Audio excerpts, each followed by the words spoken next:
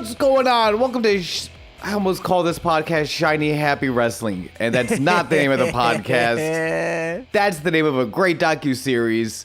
This podcast is also great, and it's called Sweaty Time Pro Wrestling with me, Sean, and you, James, and you people. Oh, yes, guys. The IBLP was performing. It was IBLPW,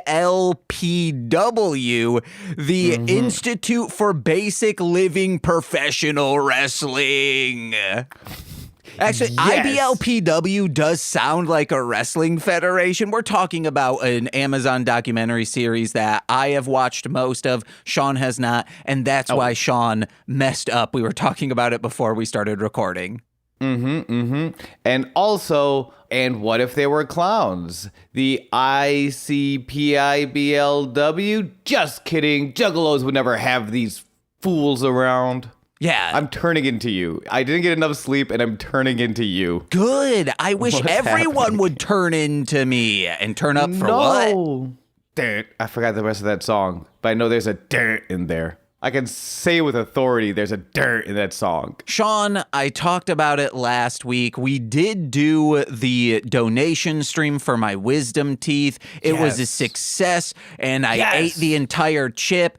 And the stream didn't go to all 6 hours. It went 4.5 because I had to throw up. That chip really destroyed my tummy. I was lurking for a lot of that stream because I still had I had a lot of work to do at home. I work at a smoke shop, which sounds like a really fun time until you realize how much research you have to do on so many different branded vaporizers. There are so many different ways to consume nicotine and marijuana. It's insane. But I just do it through my butt, which is the safest way to do it. But I was lurking, and I think by the time I was like, okay, I have to start getting ready for work. I come back to the stream, and I have to see you're no longer alive, and I'm like, oh no. I hope everything is okay. As it turns out, best case scenario, all you had to do was throw up because you ate the whole chip because you did it, Daddy. I did it. Thank you to everyone who donated. It was a wondrous time. And we got done with a beat for a Dragon Boy Suede song. And Steve... I was listening to that. It sounds wild. And Steve It sounds so good. Just in chat was like, oh yeah, R2 Shelby 2 should throw in some oh yes. And then Shelby sent me that, and they synced up so perfectly that I freaked out. I was like, this is amazing. Let's go. Oh my gosh. Yeah, because I don't even want to talk about it. You should have been at the stream, and if you weren't at the stream, you gotta cop this one. Yeah. It sounds Chef Kissy style, real good. So kissy. And I have one thing before we begin. It's podcast related. I already messaged you about this, but I would like everyone who listens to be wise to what happened. So I was watching BattleBots. I got done with this newest season. It's fantastic. Besides Riptide, fuck that person. Straight up Chud Lords right there. But I was watching BattleBots, and I said to, just out loud, Nicole was sitting next to me. I said, Beta used to be a chump-ass bot, but now it's dominating. And Nicole said, wow, that robot hates dogs? And I told that to Sean, and he just responded with, I've never sighed so hard in my life. It hurts. It physically hurts me that this message of a terrible machine, if you're new to the podcast, we are a wrestling podcast. Yes. For the uninitiated as well as the initiated, going over Lucha Underground. And somewhere along the lines, we also became a product placement podcast for James' new invention, the Dominator, a horrific way, mentally not physically, to punish your dogs. Yeah! And it just won't go away. Even Nicole, who secretly is an agent of chaos. Yeah. Not that secret, actually. No. If it's a secret, it's a very poorly kept secret.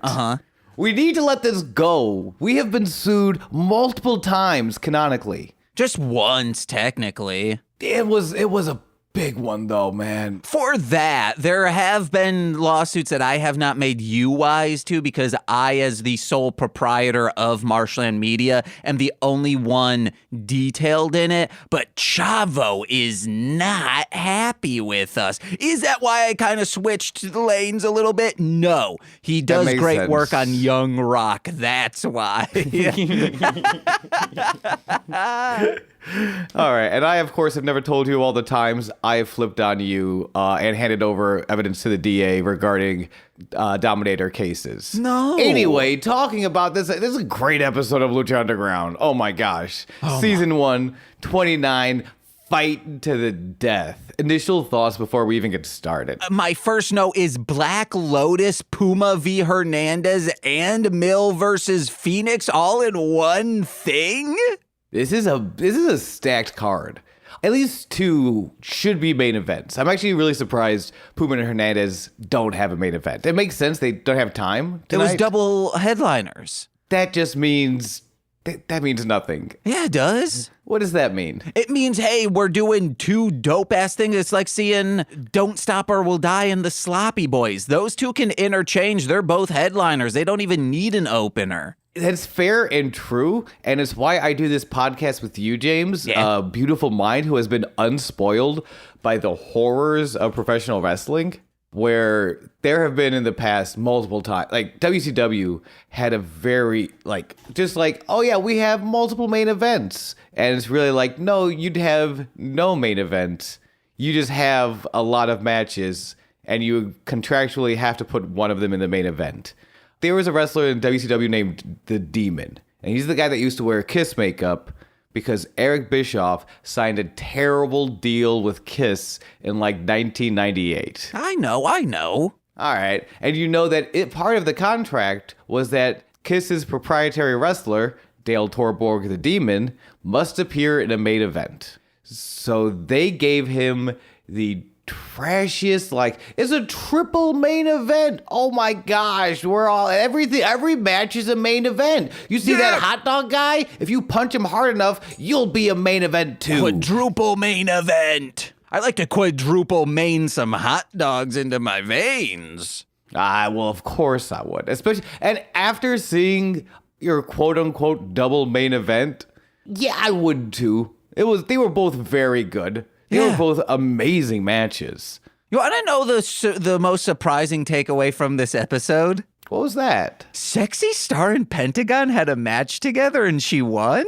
Oh my gosh, yeah. I don't remember which one, but we definitely talked about it. That's insane. I was like, when are they gonna? Recently, I saw her on there. I was like, oh yeah, she needs to settle her feud with Pentagon Jr. And then to find out that we've already discussed this, I guess I'm like, wow, I don't remember that. It must have been one of those hey, it's a 3-minute match and we're in and out. I mean, probably. Because I don't remember how she won. I think it might have been roll up. Yeah, that is how it was. It was a sneak roll up? Okay. So, which also, doesn't necessarily end feuds. I hate you for breaking my best friend's arm. Quick roll-up, get out of the ring. It's like, aha. No, it's no, you gotta beat them to death. A sneak roll-up is when you're eating a fruit roll-up and then all of a sudden it has vegetables in it. Ew. I ain't eating vegetables, guys. I'm a fruit man, okay? Yeah, that's why you need your wisdom teeth out. Just kidding. They just grow that way sometimes. Oh, I hate my body. But I love it. No, and you don't. I love you. You're going to say I love parts of it, weren't you? Yeah. and then you're like, oh no, James will have the only follow-up, which is which parts? And I would have said your mind. And cum gutters. Yeah, okay. Yeah, okay. Moving on. That's so mean. But I meant it. It is morning, and we're at the temple front doors when Black Lotus is in this episode. And she's walking right in like she's gonna kill the brother of the man who owns this place. Speaking of mourning, she should be mourning the loss of her parents. Clearly, she's so bent on revenge, she's never been able to grieve properly. That's true. It's brutal, and that we know so little about that situation, it makes me want to know more. but Chavo is blocking my knowing of more. Probably for the best. We finally do get a little bit more information on this guy who's murdered her parents, and boy, we'll get there. We'll get there. But Chavo comes out of the front door, cuts her off. Dragon Azteca wants you protected. And she's all, I don't need protection. And he's all, well, fuck off. I'm going to protect you. Do it the right way. Do it in the ring. If you want revenge, do it in the ring.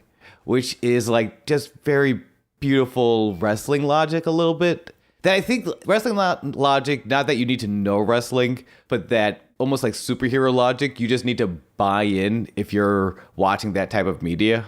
You know what I mean? There's Sentai logic too, I would imagine. Yeah. It's just like cartoon logic, certainly like, oh yeah, that's, of course, you have to do it in the ring. That's the only honorable way to get revenge for this man killing your parents.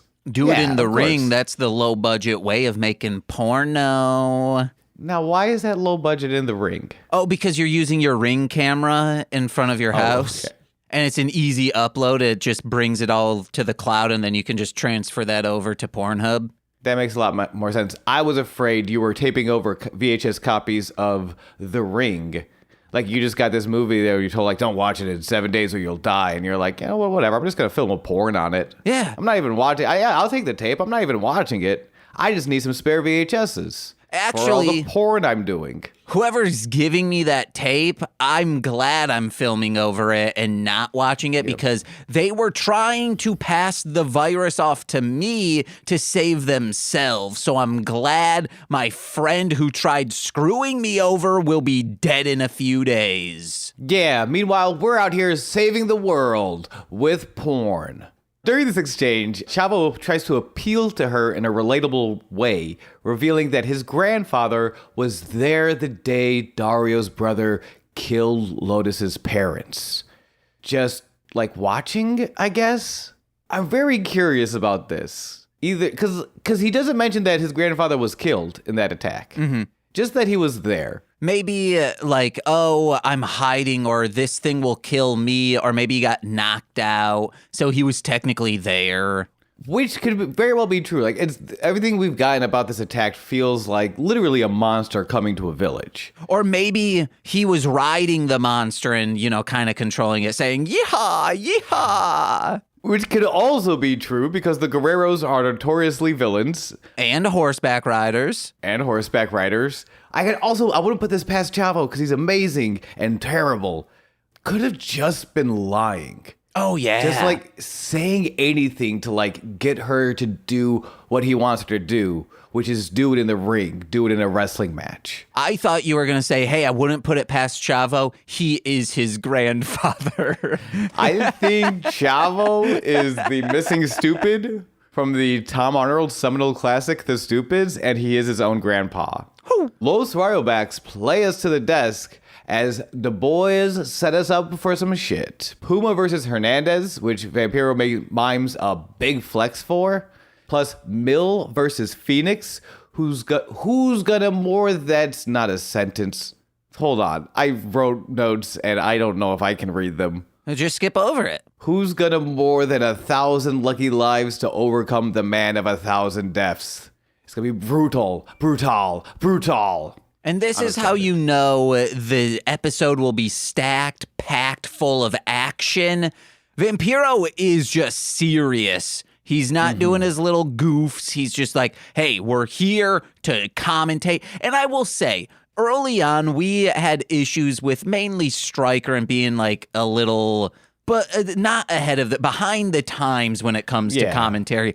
I think the two of them have been doing so fucking well lately. And I should always say, as the resident longtime wrestling fan, that Matt Stryker is behind the times for human beings. For wrestling personalities, especially wrestling commentators, he's just about where the times are. Yes, and if we're in Canada, he would be technically 10 years ahead of the times. of wrestling. Canada wrestling actually, I think, might be more advanced than American wrestling. It's the one thing they are not 10 years behind the time on. Okay, well, we've is had this professional conversation before, Sean, and we both agreed that they're currently doing 9/11 themed wrestling matches in Canada because they are 20 years behind the times. Yes, but they treat their women much better. And they're talking about Survivor so much. Like, Survivor Series is just about the TV show Survivor, co-produced by the man who produces this show. Which is still so strange, but good for him, I guess. And we go to our first match of the night, Aerostar versus Johnny Mundo. Mixed feelings? What is this? Aerostar is an American gladiator now? Because that's what he's dressed up like. Ooh, he is very red and blue with white trimmings. So they were white trimmings. The trimmings were white. Well, he looks like he's in shoulder pads and all of that, like a gladiator would be in. Mm-hmm. Yeah, he's always got the full matching gear, which Aerostar is very fun to look at, both like in ring physicality and the clothes on his back. And Sean, if I were to show you these two and asked you who's who, hey, which one's Johnny Mundo and which one's Aerostar, you would know without knowing who these people are, right? You're referring to, of course, Matt Stryker in the beginning of the match clarifying Aerostar on the left, Johnny Mundo on the right. Yes, exactly. Here's the thing. I don't think that I would. I can go ask Nicole right now. You can't, and you can guess. And I think it's fair to guess. But I don't think I would come out the gate just being like, because Johnny Mundo is not the realest of names either. Johnny Mundo, of course, not wearing a mask, unmasked. And the fact that he has a first and last name might indicate he's not maybe a masked wrestler who has a masked identity like Aerostar. But like, again, Johnny Mundo is not like a real name either. I could see a Johnny Mundo under a mask, I guess is what I'm trying to say. You can ask Nicole. I don't give a shit.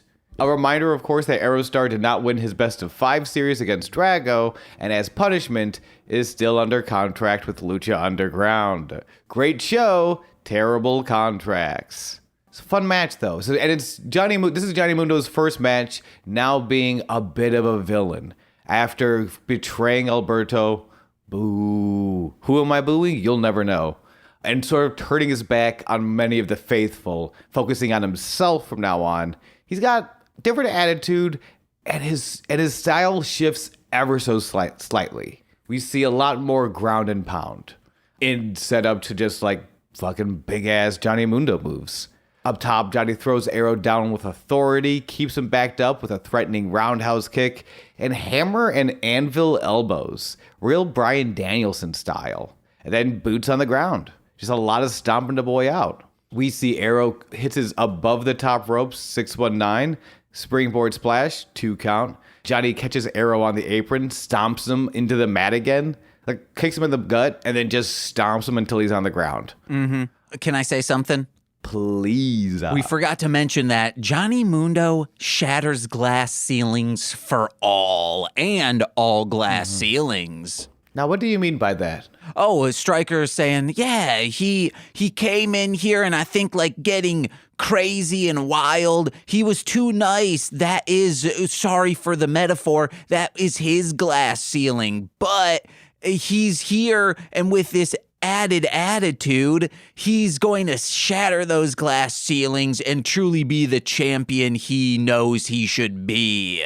That is so many words I have no memory at all of hearing. Yeah. He was like, oh, sorry, ladies out there, that I'm going to be referencing the glass ceiling. Thankfully, Aerostar, by the way, is phenomenal. We've talked about how much we've enjoyed his best of 5 series with Drago. And just overall, he's brilliant to watch in the ring. Mm-hmm. And I've gone on record. I think Johnny Mundo might be one of my all-time favorites. Yeah, like ever.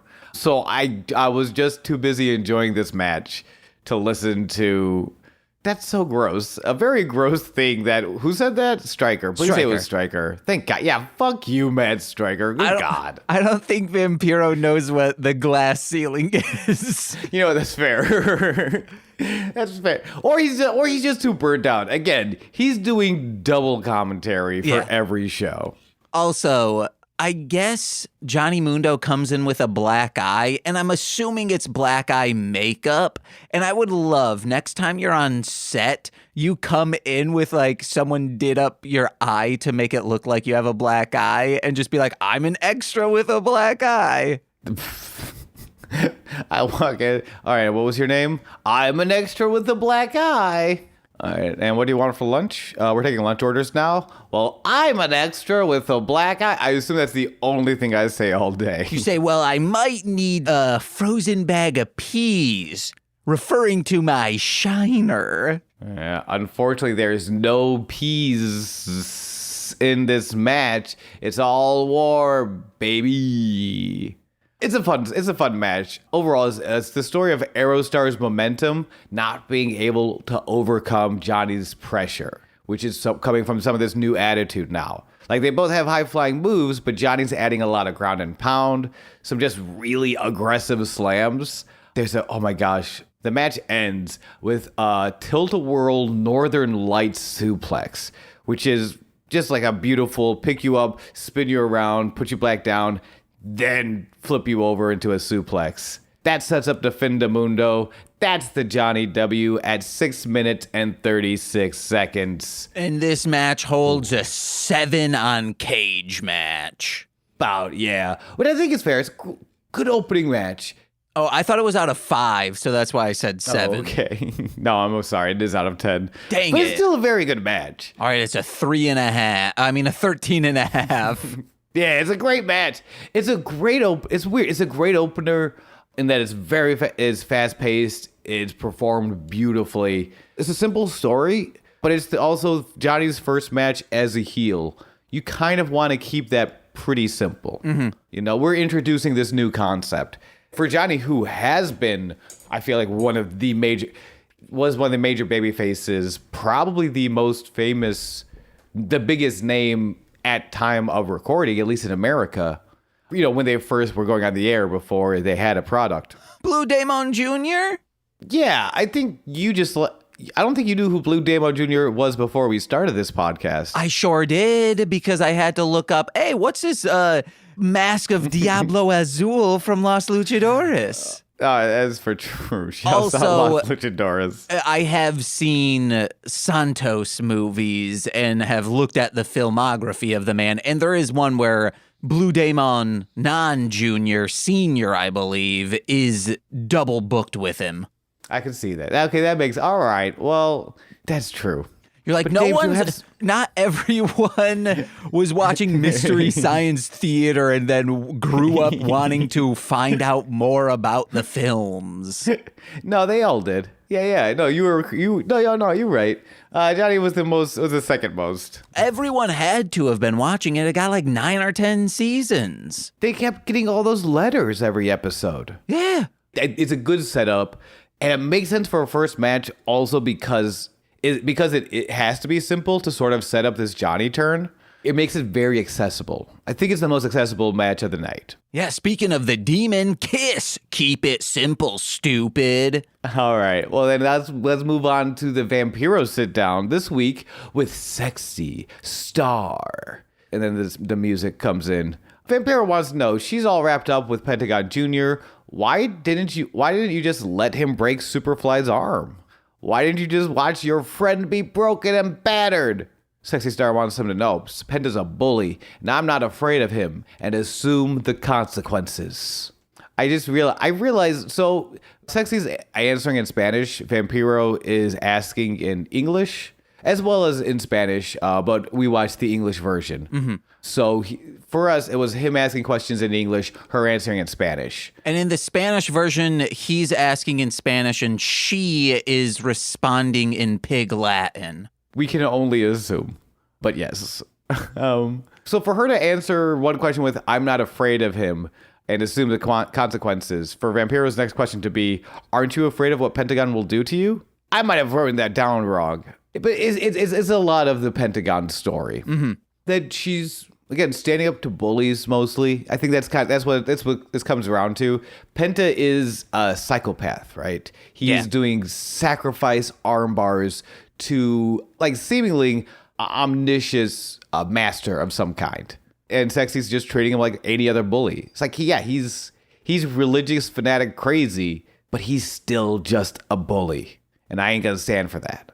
So this is 2015. So like the bullying thing was starting to become on the rise of like, hey, we should like hamper this down. However, 2023, have you watched any Ted Lasso? I have not. Okay, well, it's a very nice show. It's sweet, kind, all of that. And the first 2 seasons are good television. This 3rd season is straight up trash. It's insane how bad it is. But there's an episode where they get a call because Ted Lasso's in England and his family's in the United States of Freedom. USA. No, USF. Okay. United States of Freedom. Oh, yeah, that's what I like to hear.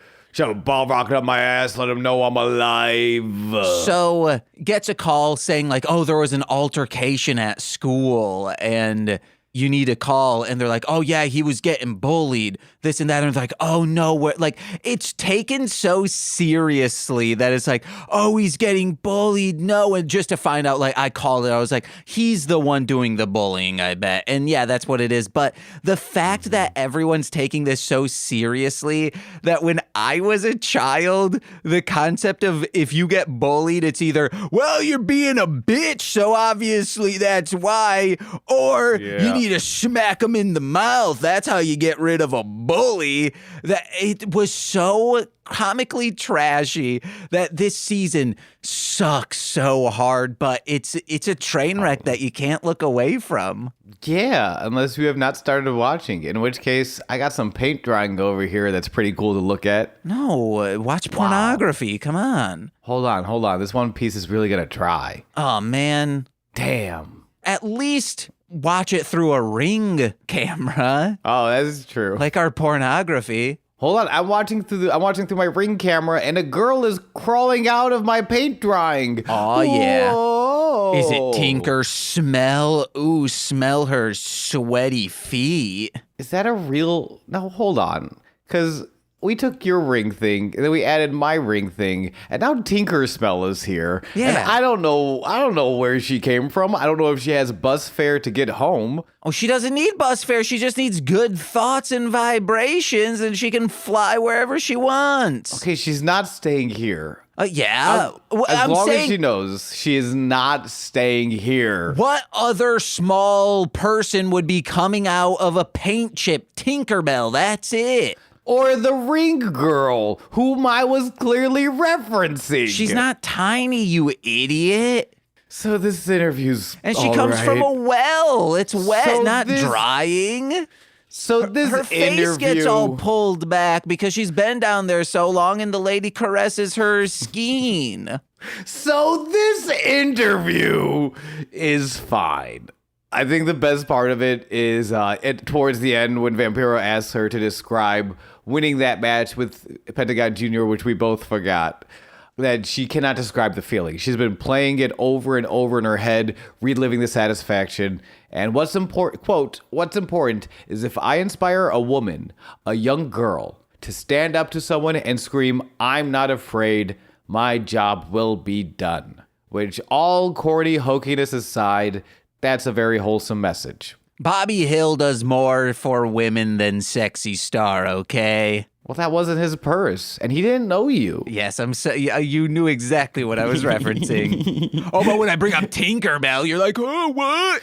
Okay, you also did not bring up Tinkerbell. You brought in an off-brand, copyright not protected version of Tinkerbell known as Tinker Smell. Well, no, because I'd like to smell her sweaty feet. You know she's dirty and filthy. She comes from the land of never, a.k.a. never heard of a bath. Oh, man. Well, I would bathe to this match. The Lucha Underground Championship is on the line. Hernandez challenges the champion, Prince Puma, with Conan in his corner. What a match. What a match. I don't know. I can't just say. James, what do you think of this match before we get deep? I loved it. CM Punk had done it with Jeff Hardy of like impersonating Jeff Hardy. How Puma is showboating like Hernandez does was so fucking funny. It's so great. And he does it after a triple backflip, which I don't think Hernandez can necessarily do. What are you talking about? It's one of those things that only Prince Puma, a.k.a. Rick, or also known as Ricochet, a.k.a. was right. Hey, if I saw one of my close colleagues, one of my affiliates, or run over a child, better believe I will be doing 3 backflips to get out of there. That's for true. Eddie Kingston's not here yet. Don't worry, children. You are safe to play in the streets. Just kidding. Play on the sidewalk or in the yard. And of course, Hernandez betraying Prince Puma and his friend Conan, who Conan brought Hernandez into Lucha Underground, said, hey, we can all be friends. And then Hernandez is like, sure, but I don't fucking respect Prince Puma, and I will tell him multiple times to his face how little I respect him. And eventually Hernandez racked up the wins. He did earn an opportunity just through maybe some nefarious means. Mm-hmm. And Hernandez, big boy that he is, will not intimidate Prince Puma. He will not back down, and is back and forth real early. I'm glad he got it through nefarious means and not Nosferatu means. Oh my gosh, I could not imagine if it was Nosferatu memes. He's just creeping in shadows, making himself elongate as just a mystic dark orb. And maybe there is a door so that sometimes he'll have to squeeze his body down to the size of a dime to slip under. Oh, he's Tinker Smell style. 80 way. Oh, we forgot to mention Vampiro in the first match was like, all right, let me tell you, brother. Man, I say brother a lot. There's a drinking game out of it. Brother.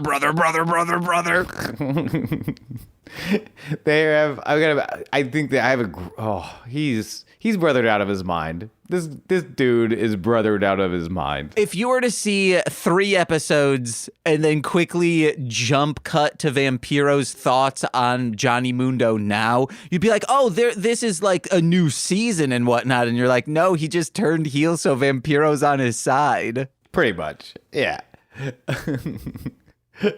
And it's great, and we're happy to see him. Just as we're happy to see Puma basement dropkick, single leg kick to the outside, run for the dive, and triple backflip Hernandez style strut. Like, that's what it's so fun to see him stealing Hernandez's sort of taunt stealing him, but doing it after a very Prince Puma move. Does Kirby do that when he sucks someone up in any of Super Smash Brothers? Does he like taunt steal? Yeah. He should. Here's the thing, we could go off on a tangent and have some real fun ha-has about this, but like that's actually a very good game design point. It would be really cool if you could taunt steal, if you could do a show me your moves as Kirby. Yeah. But like it's a little bit more time for the voice actor, but a little bit of the poyo poyo poyo, which is how you say show me your moves in Kirby. Yeah. Yeah. You know what? Sakurai? Who's the game director for the Smash Brothers series? Subaraya. I'm kidding. That's Ultraman. Oh, damn. Okay. Get on it, though. Hideo Kojima's Super Smash Brothers. No. The world is not ready. Just as Hernandez is not ready for Puma. It's back and forth, but yes. Real quick. I sent 2 pictures to Nicole, and she accurately was able to list who is Aerostar and who is Johnny Mundo. I could be wrong. It's one of those things. Ask her how confident she felt in that. She threw her phone away after. She's like, I don't need this anymore. That's how confident I am. You know what? It's one of the many things I respect about Nicole. So if you want to ask her, you're going to have to come over here with a digital recorder and put it in her face and say, hey, what's up? Right. But instead, I'm going to keep going on through this match. Please. But it's a lot of Puma countering Hernandez. It's back and forth, but it's very hard for Hernandez to get one over on Puma with his countering and then his just overwhelming fury of Ricochet moves. He's very good. But Puma makes a mistake, finally, not targeting the big man's legs while standing. So Hernandez gets to deliver a clothesline. And Conan does not whisper, let him blow himself up. He's got no conditioning. Which felt so rude. like even a little bit of like, hey man, that's like a little too real. I don't know, man. There is something to especially bigger wrestlers not having the most conditioning, the most cardio, I guess you could say. It was just so obnoxiously rude of like, he felt, hey, like, and Hernandez finally did something like offensive in this match. He must be feeling proud for a moment. And there's Conan, who thinks he's whispering, but he is not whispering. Let him blow himself up. He's got no conditioning. Hey, man, Conan's a cheerleader, okay? Unless you're Hernandez, then he's kind of a bully. Well, that's what cheerleaders do to the opposing side. They're trying to rally up their troops and take down the others. They're trying to heat him up while Hernandez gets his heat segment on, baby. Stinger splash, big boy senton, overhead throw by the neck, which was beautiful. Just beeling someone over the top, but just with two hands around the throat. Oh, I love it. And a torture rack. Puma gets his shine cut off when his crossbody is caught, then thrown into a power bomb, 2 3/4. Puma gets bullied out of the ring. I can't describe it any more than just getting bullied out, Mario 64 style. He got bullied. Oh no. How is he feeling, that Puma? He must be so sad. That's what Ted Lasso is. Yeah. And that's when Conan gets on the apron to tell referee Rick Knox, but also to distract referee Rick Knox, while Puma grabs a chair and holds it for a suicide diving Hernandez to go head first into. I loved that. Vampiro was right all along. Conan taints. He has a bad influence on Prince Puma, but it looks so good. No. Puma follows with a Sasuke special of his own. Like, see, he's not using the chair to win. He's just using the chair to hit Hernandez with. Whatever. I don't care. I love it. Sasuke is special to the but now Hernandez has Puma on the outside, and Border tosses him onto the edge of the ring. I hate that they do this. This move, these edge of the aprons? Yeah, it just seems too violent, and I don't know how padded those sides are, but it just seems like there's a lot of margin for error. I will say it has been done long enough that it's been proven safe is a very subjective word in a business like this, in a performance like this. But that I've seen enough of these that could it go wrong? Everything can go wrong. Like, the worst things are the not big spots because you don't protect yourself as much. But I would like to assure you and any watchers, it does look very brutal. It is comparatively safe. As this is also coming from someone who has had shoulder blade nerve pain since I was in like 3rd grade, just constantly there. Just the idea of someone punching my back slightly in that area makes me want to curl up in a ball. Yeah. Go armadillo style. Hell yeah, daddy. What a specific reference to my life. Puma manages to escape a second border toss, then escape a pop-up powerbomb when Hernandez, the pop-up powerbomb, by the way, is it's when they're running, they just throw them straight into the air. Hernandez overcorrects manages to pop Puma up a little too hard as Puma leaps over his head, lands on the raised barricade. Fenix senton off of the barricade like, whoa. So good. So good. Rolls Hernandez back into the ring. Springboard 450 with the Rob Van Dam 5-star cell, where like you bounce a little too far after and you're like, whoa, I bounced so far. Runs back over, gets the cover. 1, 2.5. No. Not enough. Puma calls for the 630, flies, but Hernandez leaves the pool empty. Hernandez manages, I don't know what this move was, gut wrench, torture rack, Samoan drop? It's this insane move. It's a beautiful big man power slam. Just all face for Puma. Hernandez goes for the cover. 1, 2.75. This is like great third act shit right here. They're just like running on angry fumes. And it's just big move after big move after big move. Eventually, Puma gets a beautiful axe kick, which you don't see a lot of axe kicks in wrestling. But like, so every time you do, you're like, nice. I haven't seen you since the last axe kick, and it's been too long. Please come in, have some tea. But you do see a lot of ass kisses, am I right? Oh my gosh, and I'm fucking sick of it. I'm sick of all these ass kisses out there getting their just desserts. How about some just dancers? All these backstage politickings, ass kissings, more like it. Sick of it. What I'm not sick of, though, is Puma on the top rope fighting off Hernandez with full-on roundhouse kicks. Two of them. And I'm just like, what? That's beautiful. Patrick Swayze, my God. The second roundhouse kick just knocks Hernandez on his ass. 6:30 splash, wins Puma the match.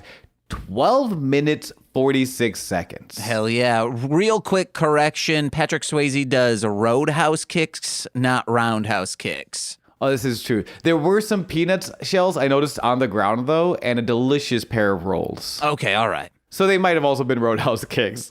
Great match. Long match for Lucha Underground, but beautiful match.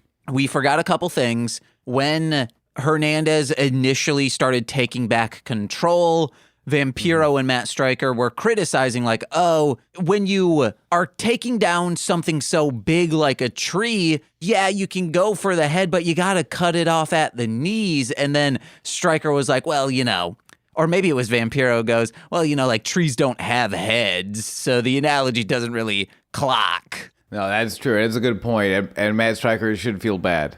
Even though that was correct. That was the Hernandez clothesline early on.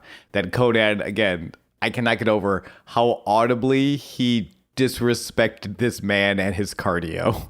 And Striker's like, oh yeah, you notice how Conan is always staying so close and speaking constantly to Puma in the ring. And then Vampiro's like, yeah, he's always close to him, especially on payday. Yeah, Conan, you're untrustable. And I'm upset that he cheated, but I'm glad he won.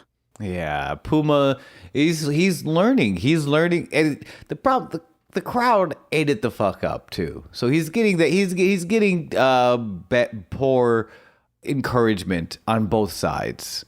But you want some violence, Daddy? We got one more match tonight. Fenix versus Muertes death match. Mil accompanied to the ring with Katrina and goons. We discussed this. These are the goons you did not notice last time we watched an episode. Mm-hmm. They were there the whole time, though. They give them a couple of names: Death Disciples, Faces of Death. They're goons. They are goons until I am specifically told otherwise. We haven't seen Mill in like 2 months of the show around that amount of time, and this dude must have been in hell just pumping brimstone because he looks yoked more than ever. He is huge. The last time we saw Mill was against Fenix in a casket match. Back when Katrina was, I guess the whole thing was lulling Fenix into a false sense of security for a long ass time. Because it was the whole, I'm leaving Mill for you, I love you. And then he wins the match, and then he's not on TV for a long time. And then Katrina comes back and she's like, fuck you. I did all this so that you would win and not be on TV for a long time so that Mill could recuperate and eat your soul. Yeah. And Fenix knows this. He knows he's in danger and immediately suicided dives to Mill on the outside, who does not move. He barely shrugs, and Fenix is like, ah, shit. Runs to do another one, caught by an elbow across the jaw, like blam. And Mill beats the shit out of Fenix for a long time. Yeah, I think it's really early on when Mill first gets into the ring. He looks towards commentary, and then Vam's like, What are you looking at me for, Mill? I'm getting there. Okay. It's because it's my favorite thing I've ever heard is that, power slam, spiral choke slam. Don't look at Vampiro. You have wrestlers, you have one rule. Do not look at Vampiro. He's skittish. He is tired. He is doing commentary twice, as well as the interview segments backstage twice, both in Spanish and in English. And he has to work with Matt Striker, who has some questionable views about the glass ceiling. Wrestlers do not Look at Vampiro. Thank you for listening. But not for looking. Ooh, do not look at Vampiro. I thought it was so funny him just being all scared that a What are you demon is looking staring at me for? him. Yeah. It's very good. There's also, I love this exchange. Matt Stryker says, as the faces of death look over Katrina's shoulder, Mil Muertes. And Vampiro kicks in, brother, he just tore a tree out of the ground and replanted it. I'm like, I don't know what that means, but it sounds great. Yeah. Hell yeah. Eventually, Fenix finally catches Mil while Mil is on the top rope. Enziguri to get him stunned. Climbs the other turnbuckle. Tightrope walk. Super kick. Mil to the floor. I love this. I love the Fenix tightrope walks. Me too. Yeah, they look real good. And I don't think anyone does them like him. I hear Phoenix is in talks to be the next Robin in the DCU. Oh, that's good. Because I heard he was in talks to be the next Man on a Wire. And I think he could do a lot more with Robin than a French acrobat. Yeah. Though, actually, I take it back. I want to see Phoenix in a live musical adaptation of Man on a Wire. Do you know what I'm talking about? Oh, I thought you were talking about Man on a Ledge. Remember that movie? Wait, no, I don't remember that one. I had like Elizabeth Banks and it was just a man on a ledge saying, I know stuff, guys, and they're trying to kill me. I don't want to kill myself, but they're coming. And then they're like, tell us what you know. And he's like, I don't know if I can trust you. Oh, that sounds like a very frustrating movie to watch for an hour and a half. Let me pull this up. And let me talk about how Phoenix dances among the ropes to springboard moonsault to the outside onto Mil and a poor cameraman. Everyone gets wiped out. But as Phoenix rises, Mil catches a boot, pulls him in, lariat, get yourself a chair, Mil, and cave in Phoenix's head with a chair. It is a mean unprotected headshot. It just looks gross. Real quick. Yes. I don't need to look at or say anything about Man on the Ledge. I just said the synopsis of it. That's the entire... Yeah. Because it sounds... And it's hard to describe a movie without seeing it just based on that description. But it sounds like it would be so frustrating of just no plot being moved forward, only obstacle. Like when a movie's just obstacle, no plot... that's frustrating to me. I don't know. Well, I mean, the police detective or interrogator, no, the not hostage, someone talking them off a ledge, whatever those are called. Hostage negotiators. Okay. So yeah. Elizabeth Banks, as he's talking, is starting to realize like, oh, there could be something more behind this. So we're seeing also the behind the scenes of her trying to figure out what's going on, and the politicians and people who he has information on are getting worried and are like, just let him fall. I guess, but it depends how they do it, because there's a way that could work. There's also a way where that is all like background information and world building, which also isn't moving the plot necessarily forward. All right, guys, you heard it here, because this is a movie that did not succeed. I guess for maybe August, this existed, Man on a Ledge. We'll find out in August. Meanwhile, there is a match going on. It is very mean. Mil and Phoenix are bouncing each other's heads off the raised barricade. Watch those reverberations. Woofa. While Katrina leads the goons in a procession counterclockwise to the ring. It's very important we know it's counterclockwise.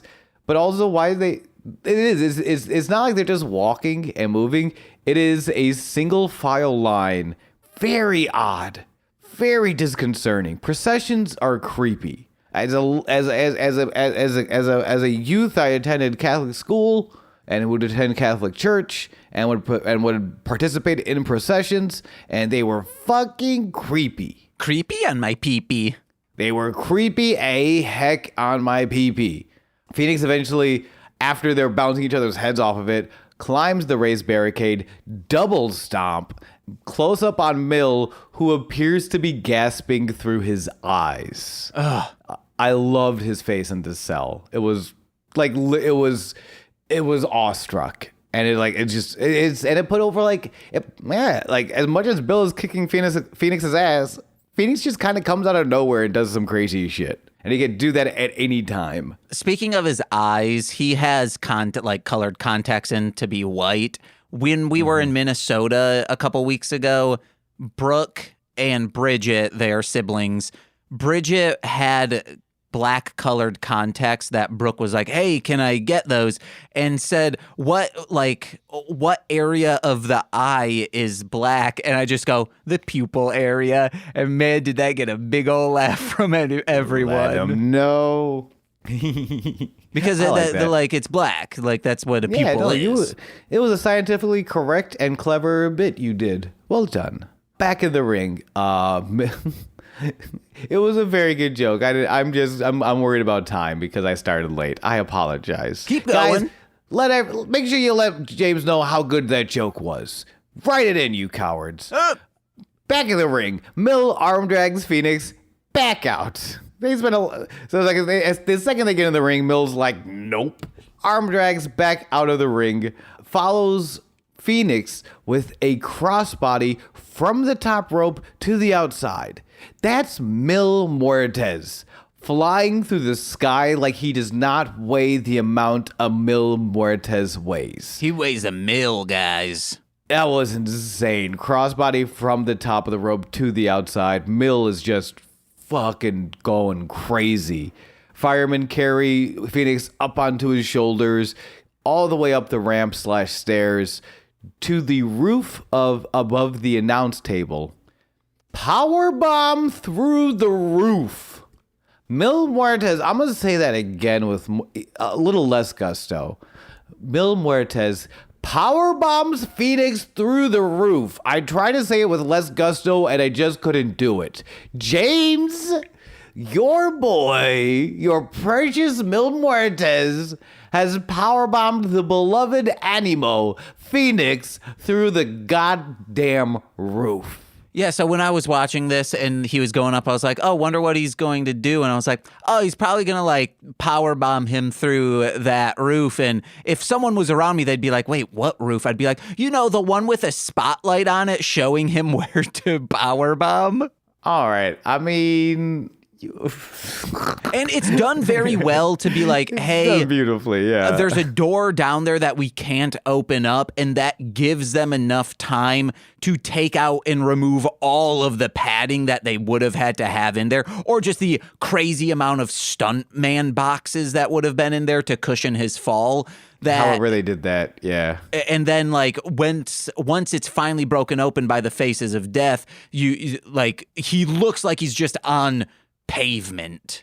It's so mean. And that's the commercial break, is referee Marty Elias not being able to open the door, calling for help. They come back from commercial break, he's still struggling, so the goons kick it in, and they do it. I don't know what that kind of carry is called. Like, just where they put him like almost like they were pallbearers. Yeah. But without a casket, they're just carrying this corpse, feeding it into the ring. It's kind of like if just 3 people were a crowd and you were crowd surfing. Yes, exactly that. But also they're wearing skull masks, and they just got done processioning around the ring. You've never been to the concerts I've been to. That's what people wear. As for true, come to the ICP's gonna be... I'm dying. ICP's gonna be at Riot Fest. I might die before I make it, but make sure you go. I was going to say, Sean, just give up on the bit. You coughed too hard. I coughed too hard and not hard enough. With a goozle and some hard eye contact, Mill flatlines Phoenix for the win, 9 minutes, 13 seconds. Oh, so good, but you forgot a very big thing. I think Phoenix jumps off the top rope to hit Mill and hits a cameraman. The cameraman falls right over. Oh, yeah, no, I mentioned that. Oh, you did? Yeah. It's it was the early on moonsault to the outside. Okay, it was real cool. It was great. Yeah, and of course that's the shot they're using as he's flying. So as soon as it lands, the camera, the shot just starts tumbling, and we're all like, "What's happening?" And it's the poor cameraman who is on his butt, much like Phoenix is at the end of this match.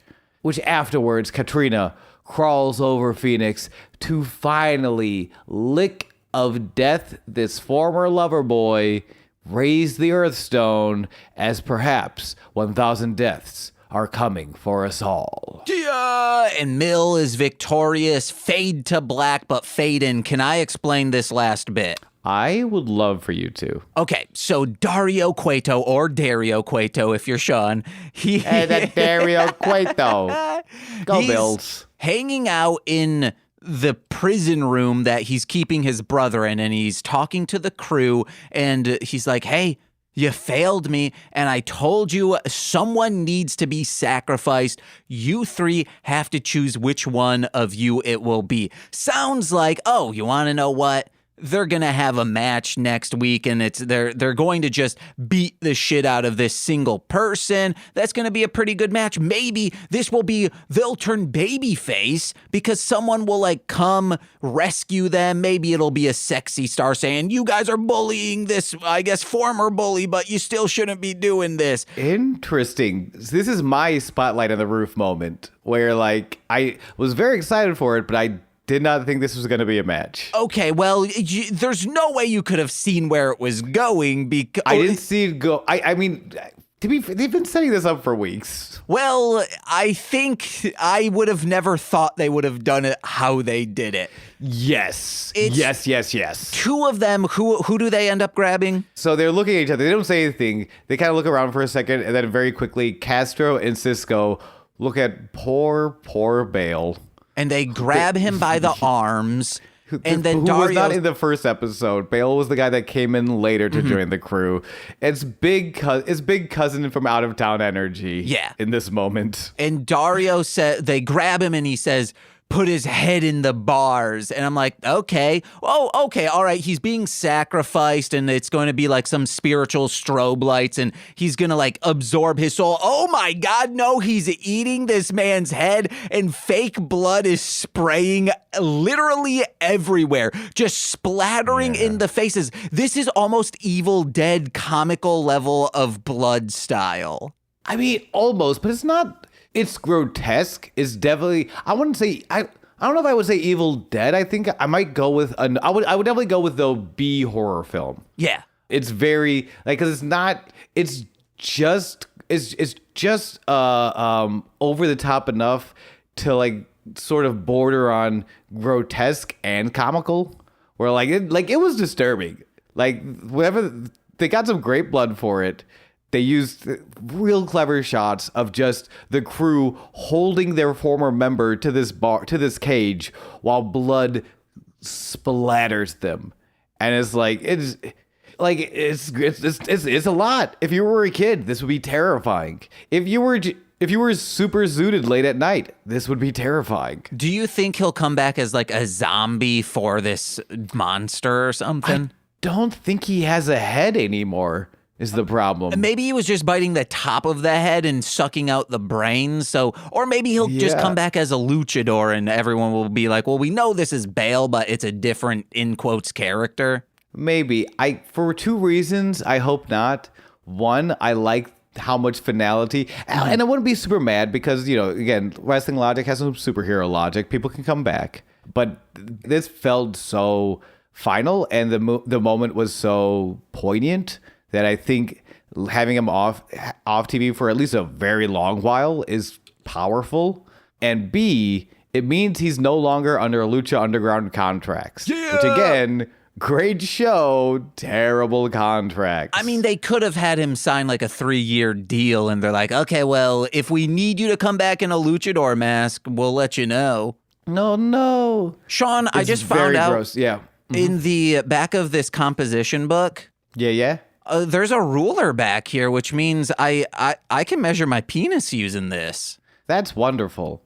I do have one last thing to say about that segment, which you covered beautifully, much like you would cover that ruler with your penis.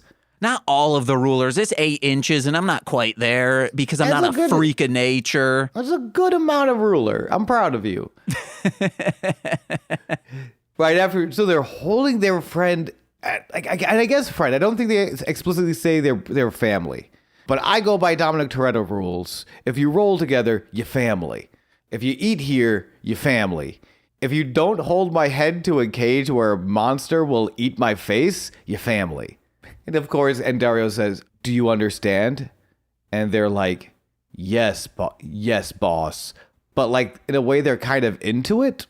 Like, they definitely just murdered their friend. The crew went from 3 to 2, but they're like, it's their kink, I suppose? Mm-hmm. The temple's fucking wild out here. That new dude's gonna be in the crew now. Oh, yeah. I'm sure that'll be fine.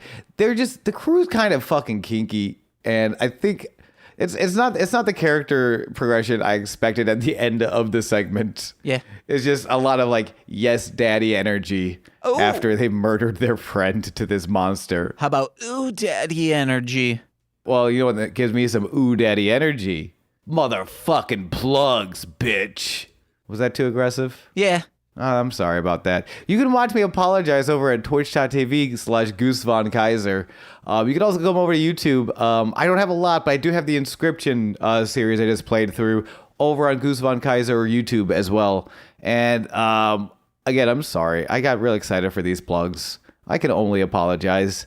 James, take it away. Hey guys, twitch.tv/mostly speaking Sentai. I will be streaming every single day in June, and I'm making Twitch clips throughout. I got my video editing game on lock now that it's easy to make take a Twitch video and turn it into a TikTok vertical video. That was the biggest issue. And you want to know what? TikTok and Facebook Reels are really the only thing that get listens and views, so you gotta get on that vertical game.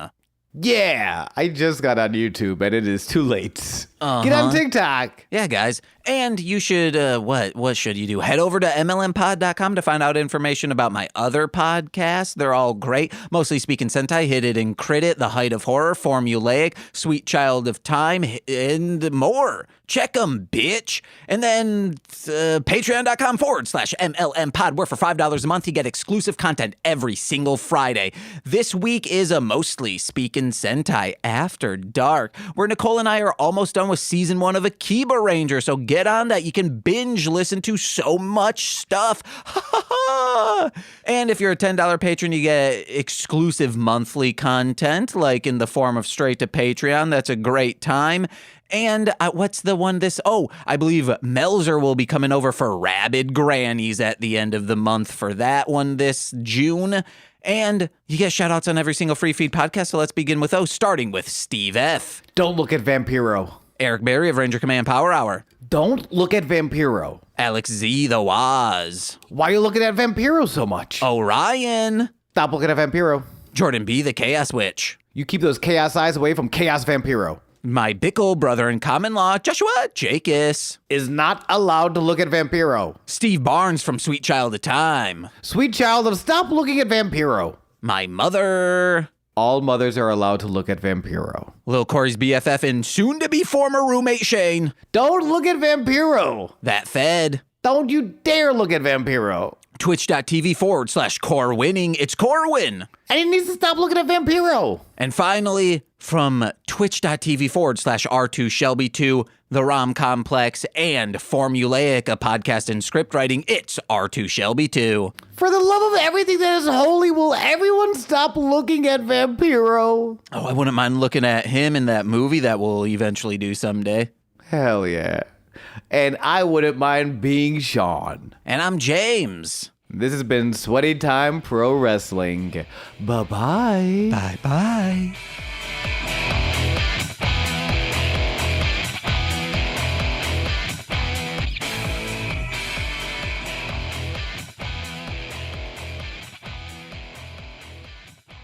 Oh,